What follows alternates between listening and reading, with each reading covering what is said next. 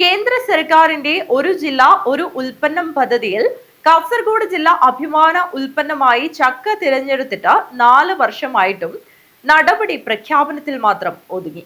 ഇത്തവണയും ചക്കകൾ പറമ്പുകളിൽ പഴുത്തു വീണ് നശിച്ചു പോകുന്നതായി വീട്ടുകാർ ഓർമ്മപ്പെടുത്തുന്നു. മൂല്യവർദ്ധിത ഉൽപ്പന്നങ്ങൾ ചക്കയിൽ നിന്നുണ്ടാക്കിയെങ്കിലും അത് വിൽക്കാൻ ഇടമില്ലാതെ പോയതാണ് കഴിഞ്ഞ വർഷം പലർക്കും തിരിച്ചടിയായതെന്നാണ് പറയുന്നത്. തെക്കൻ കേരളത്തിൽ നിന്ന് പോലും സീസൺ ചക്ക വാങ്ങാനായി കാസർഗോഡ് ജില്ലയിലേക്ക് ആൾക്കാർ വരുമായിരുന്നു. എന്നാൽ കഴിഞ്ഞ വർഷം അത് ഉണ്ടായില്ല. വീട്ടുകാർ പറിച്ചെടുത്ത് തെരുവോരങ്ങളിൽ വിൽക്കാൻ എത്തിച്ചുവെങ്കിലും അത് ഫലവത്തായില്ല. തദ്ദേശീയ സ്വയംഭരണ സ്ഥാപനങ്ങളുടെ കീഴിൽ ചക്ക വിഭവങ്ങൾ ഒരുക്കി വിവിധ ഇടങ്ങളിൽ മഹോത്സവങ്ങൾ നടത്തിയല്ലാതെ ചക്കയുടെ സംരക്ഷണത്തിനും സംഭരിക്കലിനും കാസർഗോഡ് ജില്ലാ വ്യവസായ കേന്ദ്രം നടപടി എടുത്തില്ലെന്നും ആക്ഷേപമുണ്ട്. പച്ച ചക്കയിൽ നിന്ന് തന്നെ ചക്ക പൗഡർ, ചക്ക ചിപ്സ്, ചക്ക ഐസ്ക്രീം, ചക്ക ജാം തുടങ്ങിയ ഒട്ടേറെ മൂല്യവർദ്ധിത ഉൽപ്പന്നങ്ങൾ ഉണ്ടാക്കാൻ സാധിക്കുന്നുണ്ട്.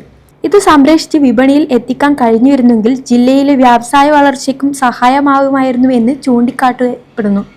നാട്ടിലും വിദേശ രാജ്യങ്ങളിലും നല്ല ഡിമാൻഡുള്ള ചക്കയും മൂല്യവർദ്ധിത ഉൽപ്പന്നങ്ങളും വ്യവസായ അടിസ്ഥാനത്തിലും അല്ലാതെയും വിപണിയിൽ എത്തിക്കാൻ സർക്കാർ ഏജൻസികൾ മുൻകൈ എടുത്തില്ലെങ്കിൽ ഈ ചക്ക സീസണും ഫലം കാണാതെ വീണടിഞ്ഞ് നശിക്കുമെന്ന് ഉറപ്പ്. ഉർമിസ് തൃക്കരിപ്പൂർ, ന്യൂസ് ബ്യൂറോ, തൃക്കരിപ്പൂർ.